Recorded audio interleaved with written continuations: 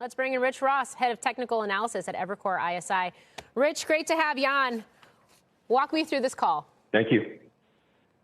Yeah, so look, I work on the macro team here at Evercore ISI. What we do best is connecting the top down with the bottom up. And I think what we're seeing is that the breakout in technology is being driven by a reversal in the same macro forces which drove the bear market last year. And we continue to believe that peaks in the dollar, interest rates, crude oil, credit spreads, inflation, and the pace of policy itself will continue to drive the ongoing breakout in technology, both absolutely and relatively. And just to wrap that up, what we've seen in the first quarter is just a preview of what we're going to see in the subsequent 3 quarters this year, Morgan.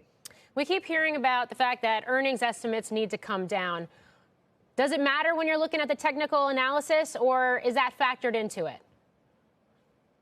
Well, look, I'm a big believer that technical things happen for fundamental reasons, and the people that make the charts that I analyze are driven by the fundamentals and the macro. So I don't want to say it doesn't matter, but insofar as my work, I do the market through the lens of prices. I don't speak Fed, I speak prices, and what I see speaks volumes about what's going on out there, not just today, but what's going to continue to happen, Morgan, across asset classes, both top down and bottom up, as we see in the stock market each day. Yeah, so the QQQs, I guess talk to me about the SPX as well, because it looks like here you have a first half target of 43.25.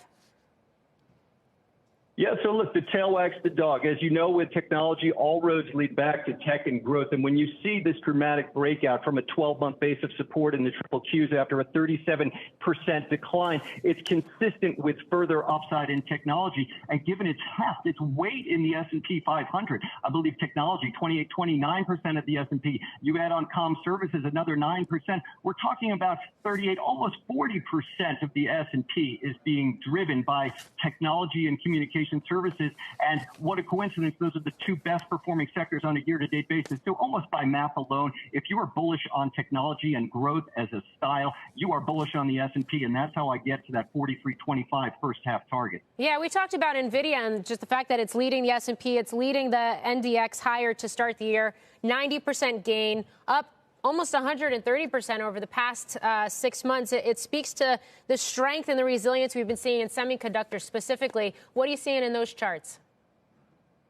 Yeah, I mean, that's a great point. Obviously, NVIDIA is sort of the lead horse at this point, but semiconductors as a sector, really quite compelling. And when you think about semiconductors, Morgan, from a 30,000-foot view, this is the underlying commodity of technology. Compare and contrast with the underlying commodity of inflation, of value, which is crude oil, which is down 50% off the highs. And you can see that the bullish breakout in the stocks above 3150, which projects upside to 4100 to a new all-time high, is not just bullish for technology. It's not just endorsement of the technology sector, but really of markets and quite frankly, the global economy more broadly, given the increasingly technology-driven nature of that economy.